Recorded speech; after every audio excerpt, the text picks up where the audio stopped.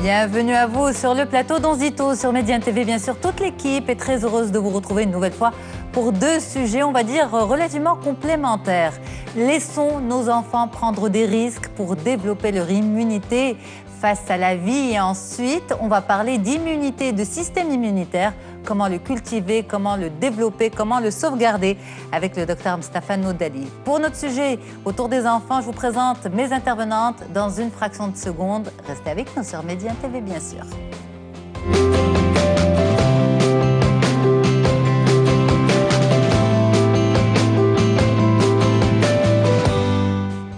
Laissons nos enfants prendre des risques. C'est une problématique récurrente dans les sujets, on va dire, de parentalité. Est-ce qu'il faut vraiment les laisser prendre des risques? Jusqu'à quel degré? Est-ce que c'est nécessaire? Est-ce qu'il faut les livrer à eux-mêmes? Autant de questions qu'on se pose tous en tant que parents. Et je suis très heureuse de vous avoir avec moi sur le plateau aujourd'hui. Mounia Naïtsibaha, bonjour. Bonjour. Vous êtes psychologue clinicienne. Effectivement. Et Hanan Oubidar, bonjour. Bonjour. Merci beaucoup d'être là. Vous êtes psychothérapeute. Exact. Alors, mesdames, ça c'est vraiment on va dire une problématique de parents, 100%.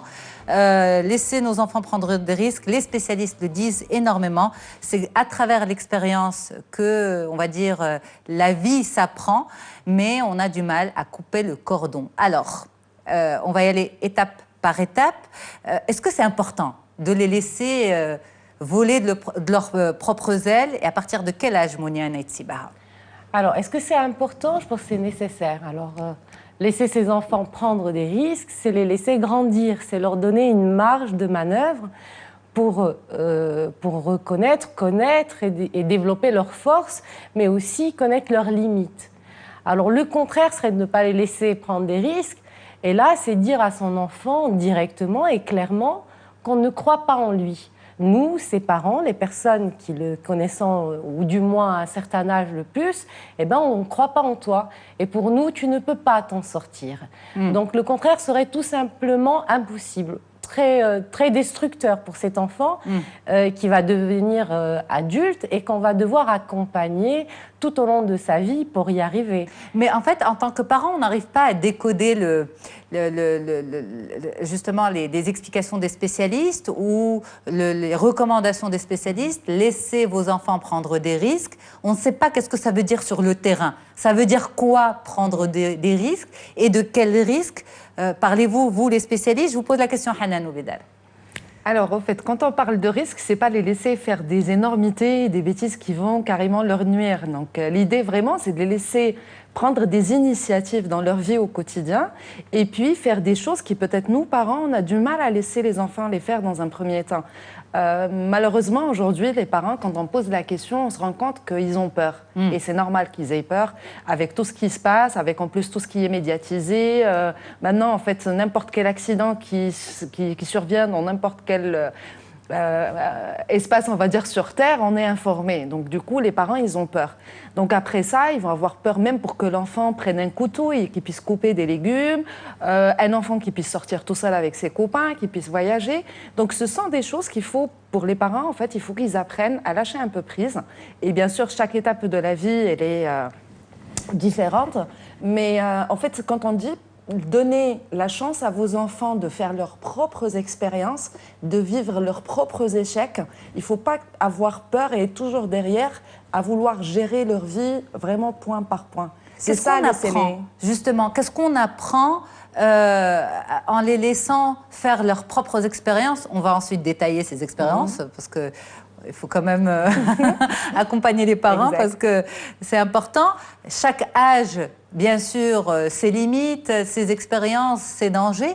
Mais qu'est-ce qu'ils apprennent? Qu'est-ce que ça cultive en l'enfant, Mounia? Alors, un enfant qui prend des risques, c'est un enfant qui va faire, qui va découvrir, qui va vivre une situation d'échec par moment. Et c'est l'occasion jamais pour montrer à un enfant comment est-ce qu'il pourrait justement s'en sortir et que la vie, c'est pas que des choses positives. Eh bien, c'est de l'aider à se remettre sur ses jambes et d'avancer. C'est lui apprendre la vie comme elle est. Si l'homme existe aujourd'hui sur Terre, c'est bien parce qu'il a pris des risques, c'est bien parce que... Mais ça, on le fait surtout avec les tout petits, lorsqu'ils sont dans l'apprentissage de la marche. de la mobilité par exemple, ils tombent, ils se font mal et on les encourage, on dit bravo et on les aide à se relever pour les encourager. Alors c'est ça ce qui est paradoxal, parce que les parents, ils sont tout fiers de dire « mon enfant, il y est arrivé tout seul ». Tout seul, absolument. Mais arrivé à un certain âge, ils ne l'acceptent plus. Ou alors, enfin certains parents, ils n'acceptent plus, ils surprotègent. Alors tout à l'heure, vous avez dit, mais comment on peut faire la différence de protéger et surprotéger? Je pense qu'il y a toujours un mal-être qui se dégage de ce genre de situation. Le parent le ressent. L'enfant le ressent aussi. Et si le parent a envie de ne pas le voir, eh bien l'entourage, il le voit. Je pense que la limite est là où une souffrance commence à se faire ressentir. Est-ce qu'il faut aussi se poser la question, par exemple, pourquoi j'ai dit non? Pourquoi j'ai interdit? Est-ce que j'ai dit non parce que je pense que profondément, c'est pas bon pour lui, ou parce que j'ai dit non parce que ça m'évite à moi, en tant que parent, d'angoisser et de stresser? Alors, je pense qu'il faut beaucoup de maturité pour arriver à ce point où on se dit « je pense que je surprotège mon enfant ». Je pense que c'est difficile pour un parent de se dire « là, je vais loin ». Parce qu'un enfant ou une maman, par exemple, qui va essayer de protéger sa fille contre des agressions et qui va donc l'empêcher d'aller dans un parc, si vous lui dites « mais vous l'empêchez d'aller dans un parc, c'est parce qu'il va la protéger contre les agressions », pour elle, non, c'est logique, ça tient debout. Je l'empêche d'aller dans un parc parce que dans un parc, eh ben, quelque chose risque de lui arriver.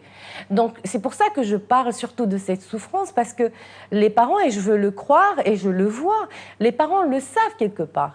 Ils savent quand ils sont en train de dépasser les bornes. Et les enfants aussi, parce qu'ils le font ressentir. Alors, il y a quelques enfants qui vont faire le choix de dire oui à tout, de faire plaisir à leurs parents, malheureusement. D'autres vont essayer de se révolter, et puis d'autres qui vont plus ou moins trouver un équilibre parce que quelqu'un d'autre dans la famille va mettre un mot sur cette souffrance, lui dire que ce parent est dans le tort et qu'effectivement, ce qu'il est en train de ressentir est réel. Son père ou sa mère la surprotège. Donc je pense, encore une fois, c'est ce sentiment de souffrance qui se dégage d'une situation qui nous mettra à la limite. Chez l'un ou chez l'autre. Oui, chez l'enfant ou chez les parents. Exactement. Et je pense que de toute manière, les parents le ressentent quelque part. Les parents savent qu'ils sont angoissés, mais ils ne savent pas comment ne plus l'être. Absolument. Et justement, Hanan Oubidal, pour revenir à un autre exemple, cette idée de se poser la question « pourquoi je dis non ?» Il y a les sorties scolaires aussi qui posent problème chez certains parents. Alors, face à une sortie proposée par la classe, un parent va dire « moi, je préfère ne pas envoyer mon enfant parce qu'il sera en dehors de la sphère, enfin de l'école, de la classe. Ils prennent un transport en commun et je ne sais pas si ça va bien se passer. Si c'est un voyage en dehors de la ville, là, c'est vraiment... plus difficile. Certains parents seront au contraire heureux pour leur enfant de vivre l'expérience et pour d'autres, eh bien, ça sera véritablement angoissant, quitte à l'empêcher d'y aller parce que, bon, on ne peut pas supporter cette angoisse. Est-ce que ça aussi, par rapport à cet exemple de la sortie scolaire, c'est quelque chose que vous rencontrez ? Exactement, en fait. Il y a même un autre cas que je rajouterais, c'est le cas des parents qui vont accompagner l'enfant dans la voiture familiale. Donc, en fait, ça aussi, ça arrive. Pour éviter le risque. Pour éviter le risque. Et la maman qui est là, qui va suivre l'enfant, qui va l'accompagner même pendant cette sortie. Alors, après, en fait, c'est ce double paradoxe, voilà, d'avoir peur pour son enfant parce que c'est notre enfant. Mais il y a aussi un autre point qui est très important, c'est que pour la plupart des parents, ils ont ce lien avec leurs enfants comme si c'était quelque chose qui leur appartenait. Donc, en fait, ils ont envie d'en faire... Mais ce sont nos enfants. Oui, mais ça ne nous appartient pas, ce n'est pas un objet, c'est un individu. Oui. C'est-à-dire qu'on a coupé le cordon ombilical et c'est notre enfant. Notre rôle, c'est de les accompagner, les faire grandir et puis de les aider à développer leur personnalité. Mais ce n'est pas pour autant qu'ils nous appartiennent. Et c'est ça, en fait, que la plupart des parents, ils ont du mal à faire donc, la part des choses par rapport à ces deux points. Un enfant, il a le droit de faire ses expériences, il a le droit d'échouer, de faire des rencontres, même de tomber, de se casser, il a le droit. C'est un peu notre expérience, en fait. Quand on parle avec des mamans, la plupart du temps, je leur pose la question. Vous, quand vous aviez 12 ans ou 14 ans, par exemple, est-ce que vous vous rappelez comment vous réagissiez quand les parents vous disaient non ? elles me disent, ouais, mais j'aimais pas trop, mais moi c'est normal, j'étais un peu rebelle. Je disais, non, vous n'étiez pas rebelle, vous aviez votre âge de l'époque, qui est 12 ou 14 ans, et votre fils ou votre fille, aujourd'hui, elle a le même âge.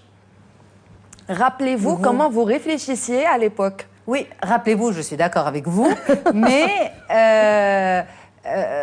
peut-être que les parents disaient non, on réagissait mal, mais aujourd'hui, avec nos enfants, on comprend pourquoi nos parents disaient non. Oui, mais les enfants ne le comprennent pas. Eh ben, donc en fait, on est en train de refaire le même cycle. Alors voilà, alors très bien, justement, moi, là, c'est la mère qui parle. Les enfants ne comprennent peut-être pas, je suis d'accord avec vous, il faut leur expliquer, Exact. mais laisser les enfants faire leurs propres expériences ou laissons nos enfants prendre des risques, il y a quand même des limites, rassurez-moi. Exactement, il y a des limites. De toute manière, on dit toujours que pour chaque âge, il y a des limites à mettre. En fait, c'est comme une sorte de mur où on va mettre un enfant avec les limites qui sont déjà précisées, qui sont déjà claires pour lui et pour nous. Et plus il va grandir, plus ce mur, on va l'élargir et donc du coup, son espace de vie et de liberté va s'élargir. L'erreur que commettent aujourd'hui beaucoup de parents, c'est qu'ils se comportent avec l'enfant à 4 ans de la même manière qu'ils vont se comporter avec lui à 14 ans. Et ça, c'est ce qui crée des problèmes et c'est ce qui crée des souffrances. Donc, un enfant, on lui explique les limites, il a le droit de faire ça ou pas le droit de faire ça. Et puis après, au fur et à mesure qu'il grandit, on lâche un peu prise et puis on lui donne plus de liberté. Je vais vous donner un exemple qui est vraiment tout simple et des fois presque absurde. C'est l'exemple du feu avec les enfants en bas âge. Si vous prenez un enfant vraiment tout petit, 3, 4 ans, même jusqu'à 6 ans, ils sont fascinés par le feu. Très souvent, ils vont mettre la main dans le feu, ils vont aller chercher s'il y a des briquets, s'il y a des éléments, alors qu'il suffit juste de faire le feu. Peut-être, si on a une cheminée, ben, l'utiliser, sinon juste barbecue, un brasero, et puis mettre du papier avec un peu de bois et l'aider à allumer le feu. Cette fascination n'existera plus, mais il aura vécu l'expérience. Vous êtes sûre? Je suis sûre. D'accord, bah écoutez, on vous prend au mot. Alors, Mounia, justement, il faut mettre des limites pour ensuite les enlever et accompagner l'enfant dans son évolution, mais accompagner ça également constamment de limites. Parce qu'il faut mettre un cadre d'évolution pour cet enfant, leur donner leur liberté, c'est pas les laisser faire ce qu'ils veulent à n'importe quel moment. Il faut mettre quand même, rassurez-moi, un cadre, ça c'est important. Exactement. Le cadre reste important, même quand on laisse un enfant vivre ses expériences. Alors, on parle souvent de limites, de cadres, etc. Et puis, on oublie... C'est les parents qui parlent de ça. Oui, les parents aussi, ils ont leurs limites. Il ne faut pas oublier parce que souvent, les parents, par exemple, quand ils vont surprotéger ou établir des règles, qui restent c'est quelque chose de très subjectif, hein, parce que chaque parent va laisser une marge qui lui paraît à lui assez suffisante. Absolument. Voilà. Mais après, les parents, il ne faudrait pas qu'ils oublient que, voilà, qu'ils ont des limites aussi, que leur rôle de parent est d'abord d'amener, d'accompagner cet enfant vers une autonomie. Il ne faut pas perdre cet objectif de vue, hein, parce que souvent les parents, ils vont trouver cette phrase de laisser les enfants prendre des risques comme une phrase qui va à l'encontre des limites. Voilà, de ce que c'est que le rôle principal d'un parent et qui est celui de protéger et de... Non, enfin, on protège, oui, quand il y a des médicaments et qu'il faut les mettre dans un placard et fermer, mais tous les parents savent qu'on ne peut pas protéger son enfant 24 heures sur 24. Et heureusement d'ailleurs, parce que sinon c'est la fusion totale. Et après, c'est des problèmes psychologiques qui ne vont pas tarder à venir et qui sont beaucoup plus sérieux. Eh ben, aider son enfant, c'est justement lui permettre de se poser aussi à lui des limites. Tout à l'heure, j'ai dit un enfant qui prend des risques est un enfant qui connaîtra petit à petit ses limites. C'est-à-dire que l'enfant peut se poser des limites. Hein. Regardez des enfants jouer, escalader, ils ne vont pas tout se permettre. Ils font très attention. Ils vont tomber, c'est vrai. Mais est-ce grave? Je pense qu'on a tous des cicatrices au genou, au menton, mais ça n'a traumatisé personne. Ce qui peut traumatiser un enfant, c'est de ne pas sortir. Donc c'est le fait justement d'avoir l'occasion de prendre des risques et respecter le rythme de l'enfant, hein, Parce qu'un enfant de 5 ans, il ne vous dira pas j'ai envie de sortir, passer la nuit chez mes amis. Voilà, on y Peut-être arrive peut-être à 6 ans, 7 ans, mais pas de la même manière à l'adolescence.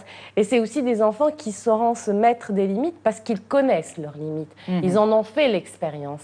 Et c'est ça justement la prise de risque, c'est de faire l'expérience d'une situation, une situation de danger ou de risque ou, qui va nous permettre justement Mais en même de se temps, moi, connaître. je suis interpellée par ces cas d'enfants. Certains enfants, on entend dire ça. Leurs parents ne leur ont jamais mis de limites. Ils ont toujours eu le droit de tout faire. Et ça en a fait des adultes complètement, on va dire, à la dérive, sans limite, sans cadre. Ça aussi, ça existe. Donc l'excès de prise de risque... Un enfant a besoin d'être accompagné. Il en a besoin. Un adolescent qui se révolte a besoin aussi d'être accompagné. Mais il ne faut pas oublier qu'il est là et qu'il teste. Il teste ses parents. C'est un âge où on dit en psychologie, tu es le père. C'est-à-dire tuer cette toute puissance de ses parents. Tuer le père. Je ne sais pas pourquoi j'ai utilisé ce geste, mais en tout cas, c'est tuer le père.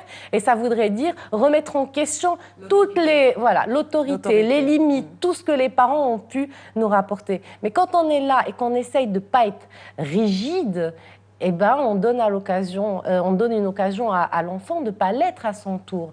C'est comme quand on se donne le droit de ne pas être parfait. Il y a des parents qui culpabilisent quand ils voient leurs enfants tomber. Et pourtant, ils ne peuvent pas être là 24 heures sur 24. Et puis, il n'y a personne de parfait.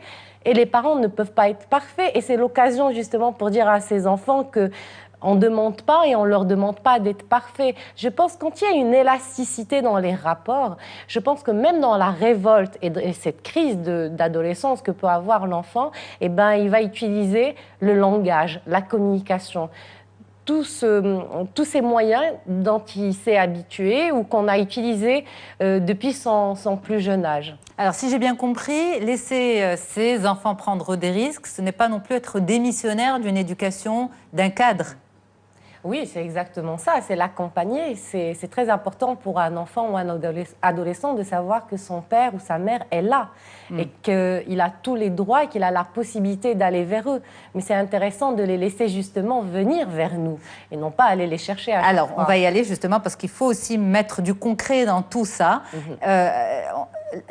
Quand ils sont petits, vous l'avez dit, on a peur qu'ils tombent, on a peur qu'ils se fassent mal. Mais bon, on va dire que ça reste quand même sous contrôle. Là où ça pose peut-être le plus de problèmes, c'est quand ils commencent à vouloir aller vers l'extérieur. La nuit chez des amis, voyager seul, sortir le soir. Alors les parents, à ce moment-là, ils sont complètement désarmés. Qu'est-ce que je fais ? Je la garde à côté de moi et je dors tranquille. Ou bien je dis oui et à ce moment-là, j'angoisse jusqu'à ce qu'elle ou il rentre. Quelle est la limite, on va dire, en termes d'heures acceptable. Alors, justement, on va sur ce point, Hanan ou Bidat. Alors, par rapport à ça... La nuit dehors. En fait, il n'y a pas que la nuit dehors, parce que... La nuit dehors chez les amis. Chez les amis, je leur dis peut-être ça va vous angoisser quand l'enfant il a 15 ans, 16 ans et qu'il est toujours là parce qu'il est au lycée. Mais ce que vous oubliez, c'est dans 1 an ou 2, il va peut-être partir dans une autre ville ou un autre pays et puis il pourra faire ce qu'il veut. Donc, ne regardons pas juste le bout de notre nez. Soyons un peu dans les prévisions et regardons un peu plus loin. Ça veut dire que cet enfant, si je ne lui apprends pas tout de suite à être autonome, à être responsable, à savoir ce qu'il doit faire et ce qu'il ne doit pas faire, ça ne veut pas dire que je vais le jeter dans la rue, non, mais je vais l'accompagner. Peut-être que les premières nuits qu'il va passer dehors, ça va être chez la famille, chez les cousins, chez des amis, mais dont je connais la famille, les parents. Donc, je l'accompagne jusqu'à la maison et puis je sais qu'il est... sous la tutelle, on va dire, de l'autre maman. Donc, ne faisons pas les choses dans l'extrême ou dans l'autre, systématiquement. Trouvons un juste milieu pour accompagner nos enfants. C'est aussi des enfants, en fait, qui sont surprotégés. Ce n'est pas toujours dans des choses comme ça qui font plaisir aux enfants. Des fois, c'est même le côté un peu... le contact avec les autres. Vous allez trouver des parents qui les surprotègent. Pour aller à l'école, c'est la maman qui raccompagne à l'école. Pour aller faire les cours supplémentaires, c'est pareil. Pour aller chez les copains, c'est même papa ou maman qui font le chauffeur. Et puis, un jour, l'enfant, il a besoin de prendre peut-être les transports en commun tout seul. Et là, il est complètement paumé. Parce qu'il n'a jamais appris à le faire. Tout à l'heure, vous avez posé la question au début pour dire qu'est-ce qu'il va gagner avec cette prise de risque. Au fait, il va gagner l'autonomie, il va gagner la confiance, il va gagner aussi pouvoir compter sur lui-même. Parce que c'est ça qui est important et c'est ça qu'on a envie d'apprendre aux enfants. Quand j'apprends à un enfant d'aller prendre peut-être un papier dont il a besoin au niveau d'une administration publique et que je lui dis vas-y ou je le dépose et puis je l'attends dehors et je le laisse se débrouiller. Pour lui, c'est une prise de risque. Peut-être qu'il ne ramènera pas le bon papier. Peut-être qu'il prendra beaucoup de temps. Moi, je dis juste aux parents. Et après ? Ça va prendre peut-être plus de temps. Ça va demander 2 allées-et-viens. Ça va demander... Et après, qu'est-ce qui va se passer ? Rien. Sauf que l'enfant aura appris. Et c'est cette question que je pose toujours. Et après ? Ne soyez pas toujours dans le... Qu'est-ce qu'on vous répond, justement, quand vous dites, des fois, c'est l'extrême. On me dit, il va se blesser. Je lui dis, et après ? Et après ? Oui. Et on s'est blessé quand on était petit. Par rapport au papier administratif, justement, beaucoup de parents pensent que leurs enfants sont incapables de s'en sortir, qu'il faut absolument... Quand ils arrivent à l'âge de la carte d'identité nationale, il faut préparer le dossier, il faut tout préparer. Certains parents reprochent à leurs enfants d'être incapables de le faire tout seuls. Exact. Alors, et puis on voit ensuite par rapport aux inscriptions dans les écoles, dans les études supérieures, certains parents qui remplissent toujours les dossiers pour leurs enfants. Mais moi, c'est ce que je leur dis. Alors, en fait, c'est un accompagnement qui doit se faire vraiment, pas à la petite enfance, mais au moins dès 10 ans, on doit responsabiliser l'enfant. Une des premières choses, je le dis aux parents, pourquoi c'est vous qui allez l'inscrire à l'école ? Vous lui donnez, même si c'est une école privée, donnez-lui le chèque, laissez l'enfant y aller tout seul, qu'il paye les mensualités de son école. Responsabilisez-le, donnez-lui des petites choses à faire, peut-être des courses à faire. Vous allez dans un supermarché, vous avez besoin juste de lait parce que vous avez oublié de le prendre. Donnez-lui l'argent et restez dans le parking, attendez qu'il revienne. Apprenez-lui cette autonomie tout doucement et pour vous, c'est une prise de risque. Alors le problème, c'est un peu le phénomène, ce qu'on appelle les parents hélicoptères, c'est qu'ils sont là, au-dessus de la tête de leur enfant, voilà, en drone, et puis ils veulent tout maîtriser. Et ça, c'est un autre problème, c'est un trait de caractère, comme on dit chez les personnes. Alors, il y a des parents, des mamans ou des papas qui ont ce besoin de maîtriser ce qui les entoure et surtout les enfants. C'est un besoin de maîtriser parce qu'il y a peut-être une peur à l'intérieur, une forme de fragilité, Mounia ? Alors, moi, j'ai envie de revenir à votre question parce que par votre question, vous répondez à cette question-là. Tout à l'heure, vous avez dit, alors c'est à quel âge ? Qu'est-ce qu'on peut faire concrètement ? C'est quoi la limite ? Eh bien, je pense que c'est ça le problème justement aujourd'hui. Les parents ont envie de bien faire. Oui, alors, on a envie d'avoir un mode d'emploi. Voilà. Pour faire ça. Alors malheureusement, on n'a pas d'enquête au Maroc qui pourrait nous permettre un petit peu de déterminer les causes. Mais aujourd'hui, les parents vont se comporter avec leurs enfants comme si c'était un projet, un projet professionnel. On a envie de réussir telle étape pour arriver à tel objectif et puis quantifier. Si l'enfant arrive à faire telle ou telle chose, c'est qu'on a réussi. S'il n'y arrive pas, eh ben, les parents, ils ont perdu un petit peu de leur spontanéité. Alors, je ne sais pas si c'est parce que les femmes souffrent souvent de cette culpabilité parce qu'elles sortent travailler. Ce n'était pas le cas des grands-mères ou même de certaines mamans. Enfin, quand elles se retournent et qu'elles voient derrière, eh ben, elles voient une maman qui était là 24 heures sur 24. Mais il y a aussi cette surmédiatisation de la psychologie de l'enfant, de l'équilibre de l'enfant, de l'épanouissement de l'enfant. Eh ben, je pense que ça ne peut pas venir et créer une angoisse si elle ne trouve pas origine dans la vie de la personne. Aujourd'hui, c'est vrai qu'on parle beaucoup plus des agressions, de pédophilie, de beaucoup de choses qui nous font peur. Mais je pense que tout le monde est d'accord, la pédophilie a toujours existé. Et les gens savaient qu'elle existait. C'était un sujet tabou. Mais aujourd'hui, il y a une angoisse parce qu'il y a les statuts de la femme, de l'homme, et tout est en train de changer. On est en train de reconsidérer un petit peu le statut de l'enfant aussi. Voilà, à travers... Comme une personne, c'est plus un prolongement de soi. La femme a envie d'exister en dehors de son couple et de sa famille, ce qui est une bonne chose parce que ça l'occupe. C'est la moindre des choses, c'est que ça l'occupe. Elle est beaucoup plus épanouie quand elle rentre. Et puis, il y a aussi la culpabilité de « est-ce que j'ai bien fait ?» Et puis, si je me dis que je suis une bonne mère. Voilà. Et puis, si je ne suis pas une bonne mère, il faudrait peut-être que je prouve que j'aime cet enfant, que je le lui prouve de plusieurs manières et donc le protéger, lui donner tout ce qu'il faut lui donner. Aujourd'hui, par exemple... Et lui permettre de réussir aussi. Oui, après, réussir, c'est très subjectif. C'est aussi un prolongement par rapport à cette pression, on va dire, de la réussite sociale de façon générale. Ça passe également par la réussite de l'enfant et pour la réussite de l'enfant. Exactement, oui, exactement. Il y a aussi un autre point. Enfin, tout à l'heure, on a dit les parents, ils ont envie de surprotéger. Et le problème commence à se faire entendre quand l'enfant a envie de sortir. Moi, j'ai envie de dire non. Moi, il y a l'exemple des couches, par exemple. Aujourd'hui, c'est vrai que c'est pratique de faire porter une couche parce qu'on n'a pas envie que bébé ait des rougeurs. Mais on n'est pas obligé de lui faire porter des couches 24 heures sur 24.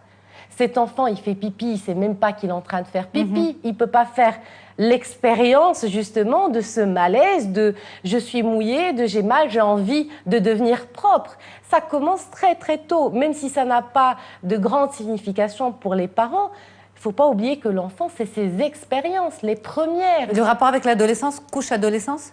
Non, c'est une façon de laisser... J'ai pas fait de lien. Alors ça, ce serait quelque chose de très analytique. On va pas en parler. On va en parler. Voilà. On va marquer une pause. D'accord. Voilà, et on revient pour la deuxième partie. Merci beaucoup, mesdames. Mounia Naïtsiba, psychologue clinicienne, et Hanan Oubida, psychothérapeute, avec nous sur le plateau d'On se dit tout. On revient dans un petit moment sur Médiane TV, bien sûr.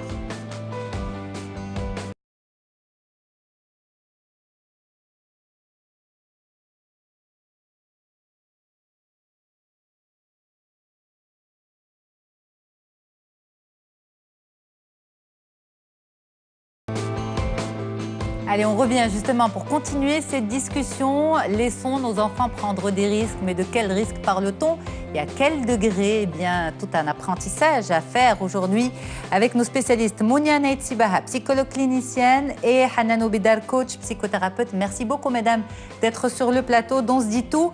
Laisser nos enfants prendre des risques, c'est aussi leur éviter certains problèmes, on va dire psychologiques ou autres, certains malaise. Qu'est-ce que le futur adulte a à perdre s'il n'est pas, on va dire, convenablement accompagné par ses parents dans cet apprentissage de l'autonomie, Hanan Oubidar? Alors ça, on va le remarquer très tôt chez les jeunes adultes, où en fait, ce qui se passe, c'est qu'ils n'ont pas cette notion de prise de risque, même dans leur vie professionnelle. Je vous donne l'exemple, par exemple, d'un jeune qui est en train de chercher un emploi. Souvent, on reçoit, par exemple, des CV où c'est le papa, la maman, une tante, un oncle qui l'envoie pour le jeune. Alors que lui, il a du mal à faire cette approche par lui-même, même pour prendre l'initiative de faire certaines choses, parce qu'il n'a jamais eu cette possibilité de faire des choses par lui-même, et même d'échouer, et puis de se relever et de continuer. Donc, du coup, au fait, dans la vie professionnelle, ou même quand il devient adulte, il a du mal à prendre d'initiative, il a du mal à prendre ses décisions tout seul. Il va toujours revenir vers les parents pour leur demander. Et ça, on le constate. Nombre de familles aujourd'hui qui souffrent de ça, surtout chez les jeunes couples, ou que ce soit l'homme ou la femme, où chaque décision prise dans le jeune couple, à l'intérieur de leur petit foyer, ils sont obligés de faire référence et puis de remonter l'élément. Et donc, du coup, en fait, il n'y a plus d'intimité dans le couple et ça crée énormément de problèmes. Donc, tout ça, ça vient de ce manque d'autonomie qui a été vécu pendant l'enfance par l'enfant. Quand un enfant, il n'est même pas capable, par exemple, de choisir le pantalon qu'il va mettre le matin. C'est ce que je dis aux mamans, mais c'est pas grave. Laissez votre enfant s'habiller tout seul et c'est pas grave s'il met du rouge avec du jaune ou au pire, qu'est-ce qui se passera? Rien du tout. Sauf que peut-être il ira à l'école et ses copains vont lui dire « Ah, mais aujourd'hui, tu es habillé un peu n'importe comment. » Ça l'image des parents, hein, quand même. Voilà, on y revient. Donc, au fait, c'est un peu égoïste de la part des parents. C'est l'enfant objet, c'est mon enfant, c'est mon objet. Tout ce qu'il fait, comment il s'habille, comment il parle, comment il bouge, comment même il se comporte dans la société, c'est mon image à moi. Mais il faut quand même apprendre à ces enfants, ils n'apprennent pas le fonctionnement de la vie de façon générale uniquement par eux-mêmes. En tant que parents, il y a aussi la transmission, l'éducation, on les accompagne. Donc quelle est la limite entre, justement, parce que là, quelle est la limite entre l'éducation que je vais apporter à mon enfant et ce frein que je suis en train de lui mettre pour l'apprentissage de l'autonomie? Eh ben, je pense que c'est l'enfant qui va le mettre, ce frein, justement, parce que c'est vrai qu'on est imprégné par l'éducation qu'on a eue, mais l'enfant, lui, il saura tout remettre en question, il dira non. Et je pense que c'est là où ça devient très intéressant parce qu'il faut justement laisser ses enfants le dire ce non.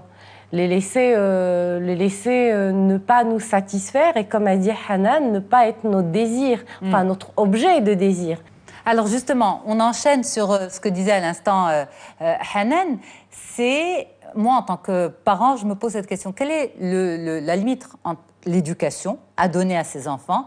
Parce que Hanan, vous disiez, ben, c'est pas grave, il ne faut pas considérer les enfants comme une continuité de soi. Je suis parfaitement d'accord avec vous, mais en même temps, on donne une éducation à nos enfants. Un exemple très simple, se tenir à table. Oui. Sous prétexte de vivre leurs expériences, on ne va pas les laisser faire ce qu'ils veulent. Il y a une tenue, il y a une retenue, il y a la politesse, il y a on va dire, ce b.a.-ba des interactions humaines. Alors, quelle est la limite entre l'éducation que je vais donner à mon enfant et le fait de le laisser faire ce qu'il veut, vivre son expérience et limite empiéter sur sa liberté? D'accord. Alors, quand, par exemple, vous parlez de se tenir à table, c'est un exemple, au fait, qui est différent d'une culture à l'autre. Dans la nôtre. Je pense que même dans la nôtre, ça peut être différent d'une famille à l'autre. Oui, mais il y a des principes. Il y a des principes, on va dire... il y a des principes qui vont...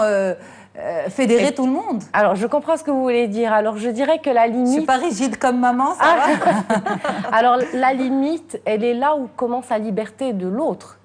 Si on a un enfant qui mange et qui en met partout sur les autres, là, ça pose problème parce que qu'il s'en mette sur lui et que ça lui fasse plaisir, pourquoi pas? C'est quoi le mal? De toute manière, si après ça le dérange et qu'il est sale, eh ben, c'est une occasion aussi de lui apprendre la responsabilité. Parce que qui dit liberté, prise de risque, dit aussi responsabilité. Quand nous donnons une liberté à son enfant, quand nous lui laissons une marge pour prendre des risques, eh ben, on lui explique aussi qu'il y a des responsabilités derrière, qu'il va devoir assumer. Et c'est comme ça la vie plus tard. Il faut calculer un petit peu ce qu'on a envie de faire et connaître sa limite par rapport aux autres. Alors en fait, c'est presque se rééduquer pour accompagner ses enfants. C'est au niveau de l'adulte que nous sommes, au niveau des parents, que tout le travail doit être fait. Qu'est-ce que vous en pensez, Mounia? Alors, je pense qu'il est très important de se poser des questions. Mais encore une fois, j'ai envie de dire que quand on est un parent qui est dans la surprotection, on est un parent angoissé. Est-ce qu'on peut le faire? Est-ce qu'on peut y arriver tout seul? Alors, si on a cette maturité, tant mieux. Si on ne l'a pas, c'est là où il y a le rôle de l'autre. Pour nous appeler, un petit peu attirer notre regard sur un comportement qui peut être excessif.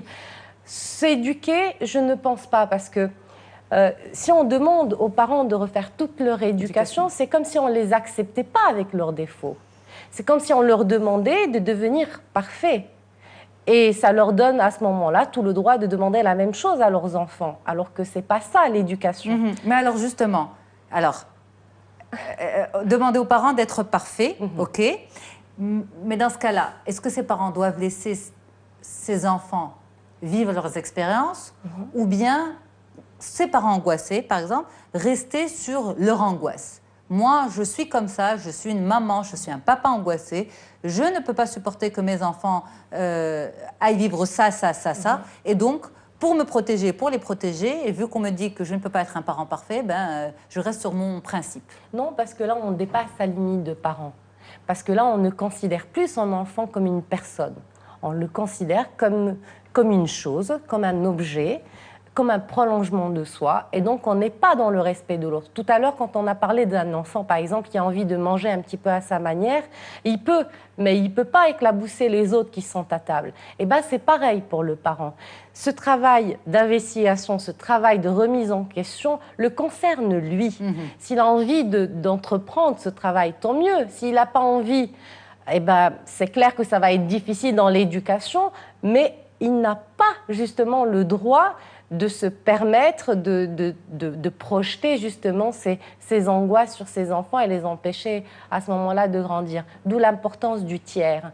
Du tiers, c'est le spécialiste pour vous? Non, pas forcément. Le tiers, c'est une autre personne. C'est soit le mari, soit la personne qui peut occuper un petit peu le statut du père, soit la mère quand c'est le père qui est dans la surprotection. Et pourquoi pas un professionnel quand justement la demande est là. Parce qu'un professionnel ne peut intervenir que si la demande émane de la personne qui est concernée. Absolument. Donc, ce sujet nous amène aussi à évoquer ce point qui est extrêmement important, la différence entre l'accompagnement et la protection et la surprotection.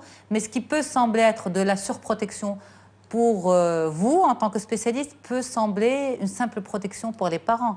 Exactement. En fait, pour les parents, la plupart du temps, c'est ce besoin aussi. Tout à l'heure, vous avez dit parent parfait.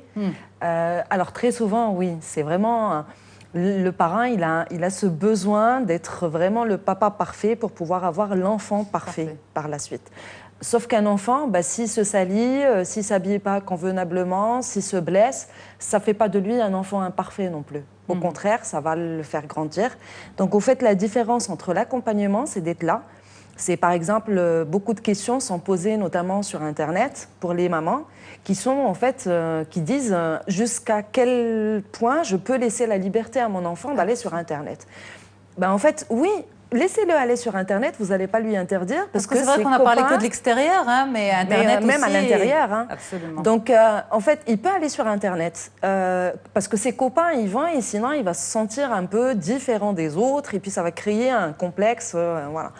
Mais à ce moment-là, je le surveille. Aujourd'hui, il y a des logiciels qui permettent aux parents de voir où va le parent. Je peux le protéger pour ne pas aller sur les sites, voilà l'enfant, pour ne pas aller sur les sites un peu déconseillés aux enfants. Je peux même regarder avec qui il a des conversations téléphoniques. Donc, les logiciels espions, c'est pas ce qui manque.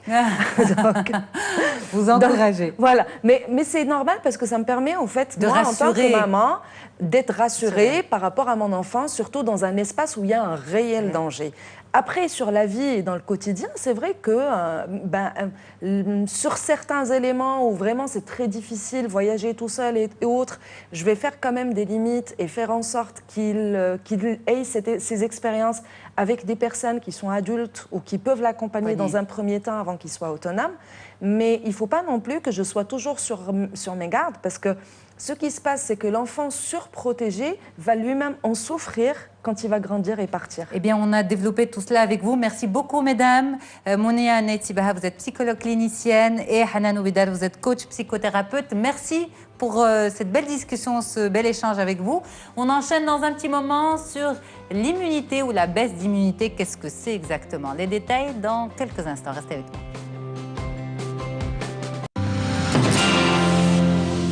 Allez, on enchaîne cette fois-ci avec un autre sujet, mais après avoir justement gagné en immunité, en apprentissage de la vie, eh bien, comment se construit l'immunité de notre corps? Et ça, on en parle avec un spécialiste en immunologie, le docteur Moustapha Noudali. Bonjour docteur, merci d'être avec nous, c'est un plaisir de vous avoir. Marhaba avec Sidi. Donc, aujourd'hui, quand on parle d'immunité, on va dire, c'est vraiment presque un terme qui est rentré dans le jargon, les conversations de tous les jours. Je me sens fatiguée, je crois que j'ai une baisse d'immunité.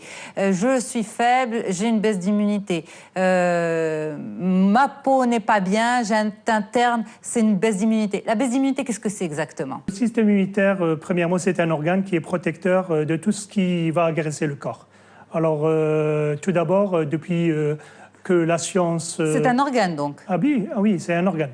Ok, parce que quand on parle de système immunitaire, on a l'impression que c'est quelque chose d'abstrait au niveau du corps. Ça se situe où? Le système immunitaire, il est très adhéré au niveau de l'intestin. D'accord. Alors, il est censé de nous protéger des bactéries, des virus. Et tout ça rentre par le système nasodigestif, ça veut dire de la bouche, et aussi du nez. Alors, tous les bactéries, les virus, c'est là où ils se manifestent pour les prendre. Et les présenter à des éléments qui vont s'en débarrasser. Pour rester les macrophages et neutrophiles.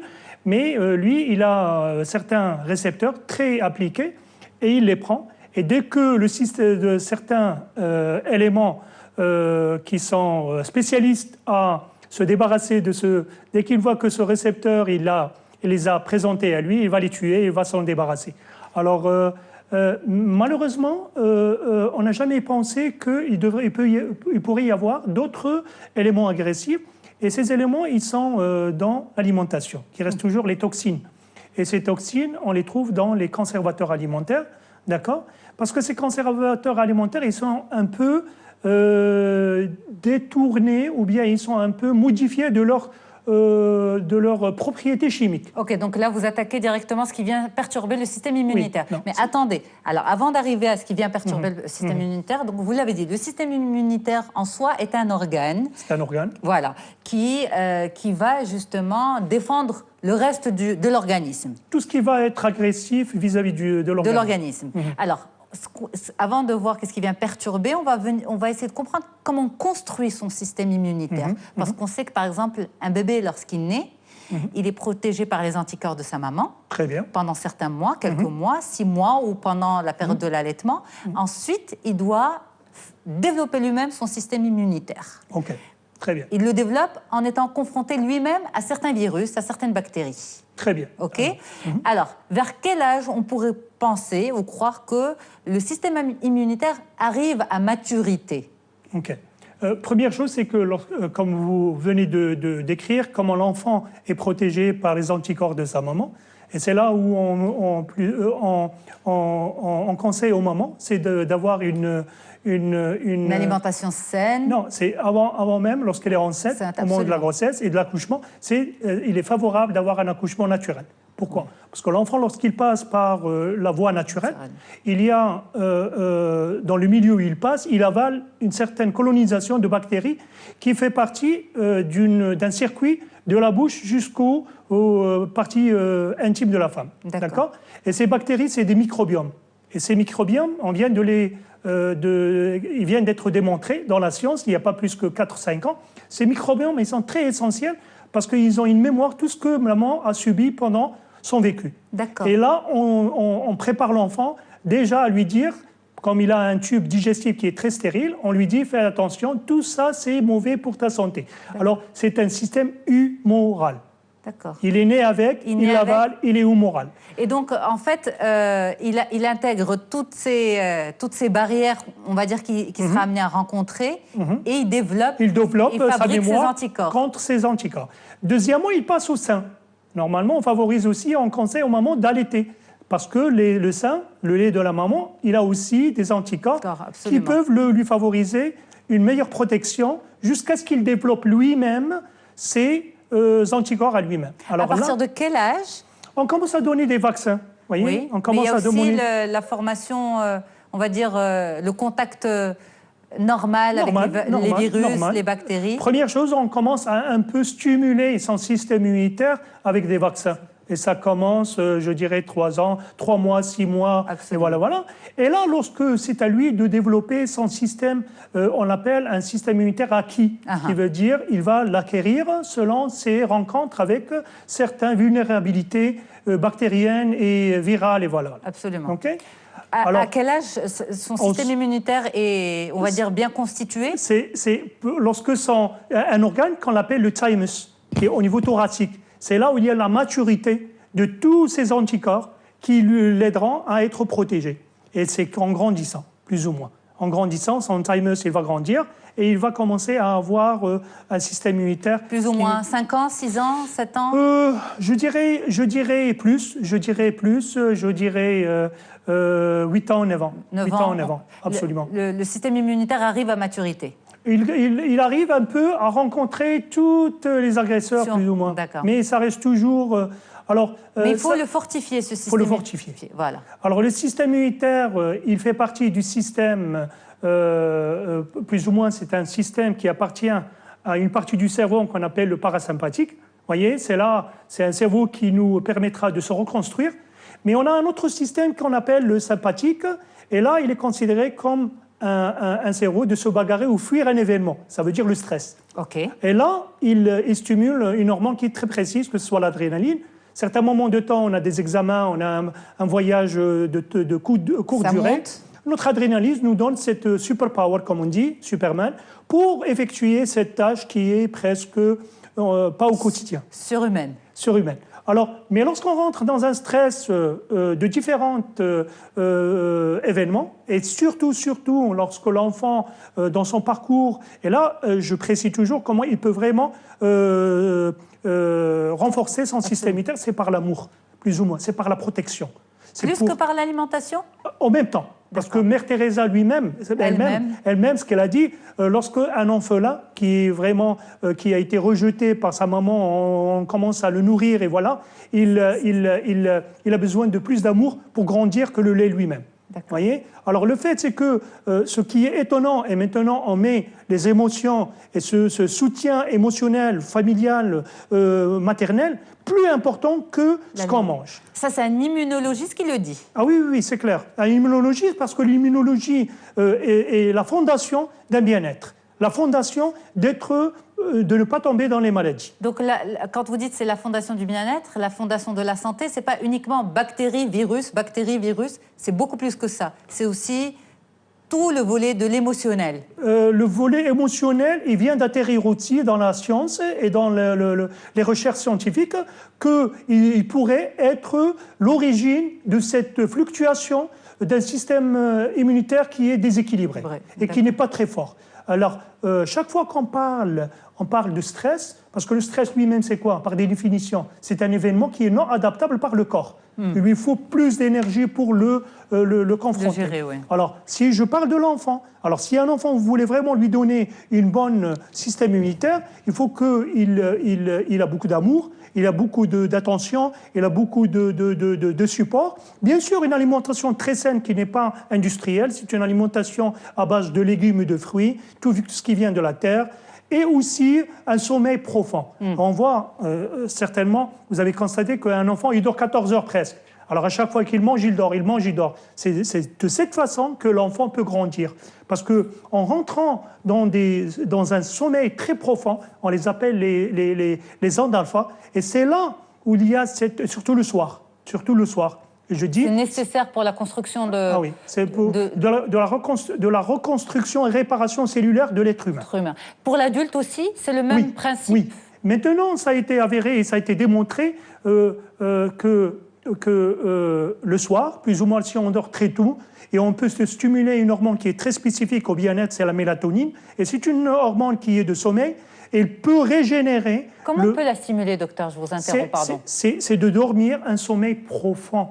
Un sommeil... Mais est-ce qu'on peut la stimuler nous-mêmes, c'est-à-dire amener ce sommeil? Certaines personnes ont du mal à dormir. Très bien. Il y a quelque chose qui les bloque. Il y a quelque chose qui les dérange. Il y a quelque chose qui les retient dans ce système de se fuir, se bagarrer avec un événement. Système sympathique. Sympathique et parasympathique. Parasympathique. Alors, si le système sympathique, le système sympathique, il nous sert de toute façon.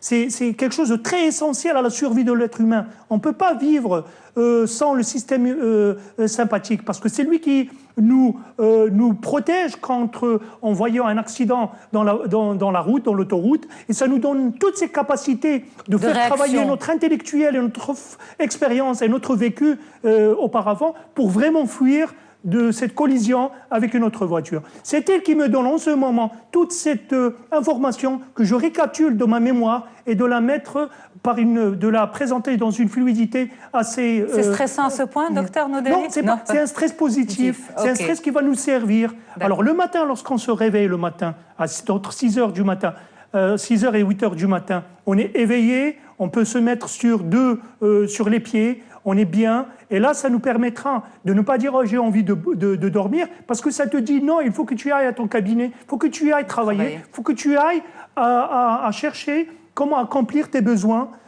fonctionnels au quotidien ». Donc, d'où l'intérêt aussi de ce système sympathique, il ne faut pas non plus... il ne faut pas l'abuser. Voilà, absolument. Il faut le préserver avec un bon stress et lutter contre le mauvais stress. Absolument. Donc, le système immunitaire se construit, vous l'avez dit, dès l'accouchement. Dès l'accouchement, absolument. Chez le tout petit. C'est un microbiome qui est déjà prêt dans un cadeau de la nature. Oui, dans un parcours naturel. Et il peut s'en servir pour être prêt à des agressions qui lui seront là. J'aimerais seulement, Yasmina, si vous permettez, et préciser sur ce système sympathique qui va initier la cortisol, une hyperactivité de la cortisol hormonale dans le corps. C'est bien d'avoir de la cortisol, mais pas trop au-delà des normes pas moins au-delà des normes, parce que si on a... La cortisol, en fait, vous l'avez introduite sans trop expliquer. Est-ce que vous pouvez... Cortisol, c'est le système sympathique. Sympathique. On ne peut pas se lever le matin, sauf si notre cortisol est plus ou moins est dans un degré très élevé, plus ou moins adéquat. OK. Parce que c'est comme la cortisol est considérée comme... C'est une hormone. C'est une hormone qui va nous permettre d'acquérir l'apport énergétique. D'accord. Le sucre, le glucide. Et c'est elle qui va dire j'ai besoin de glucides. Alors, pendant la journée... Pourquoi il ne faut pas qu'elle soit trop sollicitée ou trop basse? Parce que si elle est trop basse, on ne peut pas effectuer une activité continue, spontanée. Et si elle est on est trop fatigué. Si on commence très bas, on finit la journée très tôt. On est fatigué. Si on est trop hyperactif, on sait très bien... C'est mauvais aussi pour... Parce que les glandes surrénales, ils vont mourir un jour, ils ne vont plus produire. Alors, c'est des termes un peu techniques pour nos téléspectateurs, les glandes surrénales, la cortisol, tout ça. En tout cas, ce qu'il faut retenir, si vous me permettez de faire une conclusion, parce qu'il faut qu'on libère l'antenne et qu'on donne, qu'on passe qu'on dise au revoir aux téléspectateurs, je vais y arriver, c'est que le système immunitaire se construit dès la naissance. On stimule ensuite les enfants grâce au vaccin. Ensuite, la nature fait son travail et par contre, ce que la nature apporte comme confrontation bactéries-virus, etc., il faut l'aider, le cultiver, l'accompagner par une bonne alimentation, un bon sommeil, une bonne hygiène de vie, que l'on soit petit ou grand. Beaucoup d'amour, beaucoup d'amour, vous l'avez dit. Je finirai ça, si tu vis trop dans ton système sympathique... Je ne vous laisse pas finir sur ça, c'est compliqué pour les téléspectateurs. Ça va arrêter le système immunitaire. Une bonne alimentation, beaucoup de tendresse, beaucoup d'amour pour les petits et pour les grands. Support. Docteur Mustapha Moudali, immunologiste, merci beaucoup d'avoir été avec nous pour essayer de simplifier et vulgariser au maximum un sujet qui reste purement médical et purement technique. L'immunité, qu'est-ce que c'est? Eh bien, peut-être qu'on a eu un peu de mal à vous l'expliquer, mais en tout cas, les grandes lignes, j'espère que vous les avez retenues. À très très vite sur le plateau d'On se dit tout. On essaie de tout se dire d'une manière la plus simple possible. En tout cas, tous ces épisodes sont à retrouver sur notre site medientv.com. À très bientôt au nom de toute l'équipe. Et moi, je vous retrouve également sur les ondes de Médien.